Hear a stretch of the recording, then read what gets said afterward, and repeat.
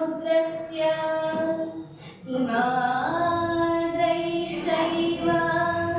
दक्षिणं वर्षं तद्भारतं नाम भारती यत्र सन्ततिः भारती यत्र सन्ततिः भारती यत्र सन्ततिः रत्नाकरा धौतपदा हिमालयगिरीटिनी ब्रह्मराजश्रीरत्नाढ्या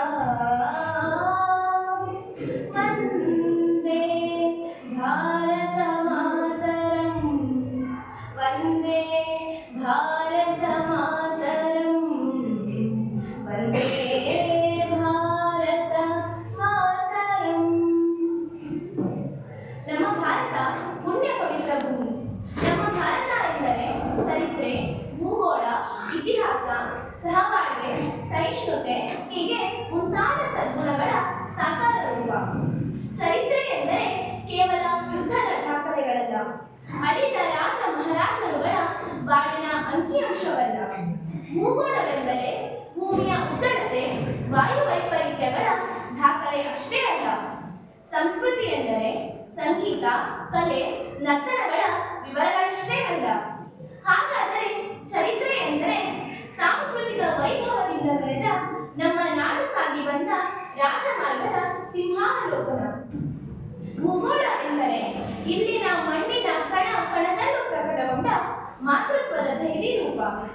ಸಂಸ್ಕೃತಿ ಎಂದರೆ ಇಡೀ ಜಗತ್ತನ್ನೇ ನತಮಸ್ತಕಗೊಳಿಸಿದ ಸದ್ಗುಣಗಳ ಅಭಿವ್ಯಕ್ತಿ. ನಾವಿಂದು ನಮ್ಮ ಭಾರತದ ಗತವೈಭವದ ಬಗ್ಗೆ ಒಂದಿಷ್ಟು ಅಂಶಗಳನ್ನು ಬೆಳಕು ಹಾಕೋಣ. ಕಡಲ ಕಡೆಯಿಂದ ಹೈಮಾಚಲದವರೆಗೆ, ಕಚ್ನಿಂದ ಕಾಮರೂಪದವರೆಗೆ ಭಾರತದ ಭವ್ಯ ಪರಂಪರೆ, ಪುರಾಣ ಇತಿಹಾಸಗಳಲ್ಲಿ ದಾಖಲೆಯಾದ ಪವಿತ್ರ ಸ್ಥಳಗಳು, ಪರ್ವತಗಳು, ನದಿ ಸಮೂಹ ಪ್ರತಿಯೊಂದರದ್ದು ಅತಿ ಮಹತ್ವದ ಪಾತ್ರ. ನಮ್ಮ ಭರತ ಖಂಡವನ್ನು ಸದೃಢ ಹಾಗೂ ಸುಭಿಕ್ಷ ನಾಡನ್ನಾಗಿ ಮಾಡಲು ಶ್ರಮಿಸಿದ ಮಹಾರಾಜರುಗಳು, ಸಂಸ್ಕೃತಿಯೇ ಮೈಗಡದಂತ ಮಹಾಪುರುಷರು, ಜ್ಞಾನ ಶೌರ್ಯವನ್ನು ಮೆರೆದ ವನಿತೆಯರು ಎಲ್ಲರೂ ನಮ್ಮ ನಾಡಿನ ಉತ್ತುಂಗತೆಯ ಪ್ರತೀಕ. ಜ್ಞಾನ, ಸಂಪತ್ತು, ಸುಖ, ಶಾಂತಿ ಇವೆಲ್ಲವುಗಳಿಗಾಗಿ ನಮ್ಮ ಹಿರಿಯರು ಮಾಡಿದ ಸತತ ಪ್ರಯತ್ನಗಳ ಕಥೆ ನಮ್ಮ ಭಾರತದ್ದು. ನಾಗರಿಕತೆಯ ಅರುಣೋದಯದ ಮುನ್ನಡೆಯಲ್ಲಿ ಭಾರತ ಆಗಿನ ಮಾನವ ಸಮುದಾಯದ ಮುಂಚೂಣಿಯಲ್ಲಿ ಕಂಗೊಳಿಸುತ್ತಿತ್ತು. ನಾಗರಿಕತೆಯೇ ಅಸ್ತಮಿಸಬಹುದೆಂಬ ಮಹಾಭಯ ಆವರಿಸಿರುವ ಈ ಹೊತ್ತು ಭಾರತ ಅದೇ ಸ್ಥಾನವನ್ನು ಉಳಿಸಿಕೊಂಡಿದೆ.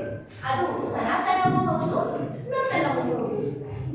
ಪ್ರಪಂಚದ ಇತಿಹಾಸದಲ್ಲೇ ಪ್ರಾಚೀನವೆನಿಸಿ ಎಲ್ಲೋ ಕಣ್ಮರೆಯಾದ ಬೆಬಿಲೋನಿಯನ್, ಚಾಲ್ಡಿಯನ್, ಐಗುಪ್ತ, ಯವನ ರಾಷ್ಟ್ರಗಳಿಗೂ ಹಿರಿದಾದ ಭಾರತ ಇಂದು ಪ್ರಪಂಚದ ಅತಿ ನೂತನ ರಾಷ್ಟ್ರಗಳಾದ ಅಮೆರಿಕ ಮತ್ತು ಆಸ್ಟ್ರೇಲಿಯಾಗಳಿಗೂ ಭುಜಕ್ಕೆ ಭುಜ ಕೊಟ್ಟು ಚೈತನ್ಯಪೂರ್ಣವಾಗಿ ನಿಂತಿದೆ.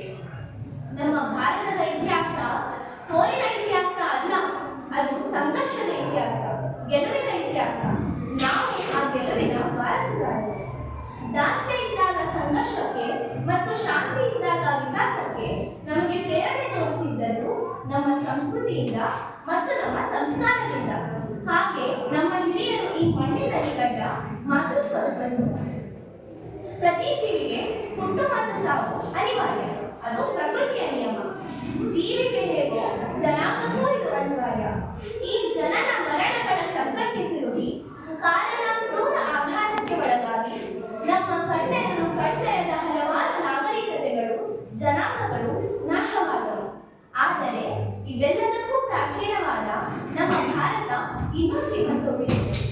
ಈ ರಾಷ್ಟ್ರದ ಗುಟ್ಟನ್ನು ನಿರ್ಧರಿಸುವಲ್ಲಿ ಹಲವಾರು ಇತಿಹಾಸಕಾರರಿಗೆ ಇನ್ನೂ ಯಶಸ್ಸು ಸಿಕ್ಕಿಲ್ಲ. ನಮ್ಮ ಭಾರತದ ಹಿರಿಮೆ ಗರಿಮೆಯನ್ನು ಕುರಿತು ಅಭಿಜಾತ ಕವಿ ಅಟಲ್ ಬಿಹಾರಿ ವಾಜಪೇಯಿ ಹೇಳ್ತಾರೆ, ಭಾರತ ನಮ್ಮೆಲ್ಲರ ತಾಯಿ, ಕೋಟಿ ಕೋಟಿ ದೇವತೆಗಳ ಹೆತ್ತೊಡಲು. ಕಾಶ್ಮೀರವೇ ಅವಳ ಶಿರ, ಹಿಮಾಲಯ ಶ್ರೇಣಿಗಳು ಅವಳ ಬಾಹುಗಳು, ಗಂಗೆ ಯಮುನೆಯರು ಅವಳ ಮಾಂಗಲ್ಯ, ಪೂರ್ವ ಮತ್ತು ಪಶ್ಚಿಮ ಘಟ್ಟಗಳು ಅವಳ ಕಾಲುಗಳು, ಶ್ರೀಲಂಕಾ ನಮ್ಮ ತಾಯಿಯ ಪಾದಕ್ಕೆ ಭಗವಂತ ಸಮರ್ಪಿಸಿದ ಕಮಲದ ಹೂವು. ಸಮುದ್ರ ರಾಜ ತಾಯಿ ಭಾರತೀಯ ಕಾಲು ತೊಡಿತಾ ಇದ್ದಾರೆ. ವಾಯುದೇವ ಚಾಮರ ಬೀಸ್ತಾ ಇದ್ದಾರೆ. ಸೂರ್ಯ ಚಂದ್ರರು ಆರತಿ ಬೆಳಗ್ತಾ ಇದ್ದಾರೆ. ಸ್ವಾಮಿ ರಾಮತೀರ್ಥರು ಹೇಳ್ತಾರೆ, ಓ ನನ್ನ ನಿಲುವು ಅದೆಷ್ಟು ಭವ್ಯ. ಕಾಶ್ಮೀರವೇ ನನ್ನ ಶಿರ, ಹಿಮಾಲಯ ಶ್ರೇಣಿಗಳೇ ನನ್ನ ಬಾಹುಗಳು. ನಾ ನಡೆ ಇಡಲು ಭಾರತವೇ ಅಡಿಟ್ಟಂತೆ. ನನ್ನುಸಿರು ಭಾರತದ ಉಸಿರು. ನಾನೇ ಭಾರತ, ನಾನೇ ಶಂಕರ. ಇದೇ ನಿಜವಾದ ವೇದಾಂತ. ಎಂತಹ ಉತ್ಕೃಷ್ಟ ಮನೋಭಾವನೆ ನಮ್ಮ ಮಾತೃಭೂಮಿಯ ಮೇಲಿದೆ ನೋಡಿ. ಆದರೆ ನಾವು ನಮ್ಮ ಸ್ವಾರ್ಥಕ್ಕಾಗಿ ನಮ್ಮ ಮಾತೃಭೂಮಿಯನ್ನು ಮತ್ತೊಮ್ಮೆ ದಾಸ್ಯದ ಕಡೆಗೆ ಕೊಂಡೊಯ್ಯುತ್ತಿದ್ದೇವೆ. ಅದೇನೇ ಇರಲಿ, ನಮ್ಮ ನಾಡಿನಲ್ಲಿ ಹುಟ್ಟಿ ಬೆಳೆದ ಅಂಬೇಡ್ಕರ್, ಅರವಿಂದ, ರವೀಂದ್ರ, ಗಾಂಧೀಜಿ, ಸುಭಾಷ್ ಚಂದ್ರ ಬೋಸ್ ಹೀಗೆ ಮುಂತಾದವರ ಪ್ರತಿರೂಪವಾಗಿ ನಾವು ಬೆಳೆದು ನಮ್ಮ ಭಾರತದ ಹಿರಿಮೆ ಗರಿಮೆಯನ್ನು ಎತ್ತಿ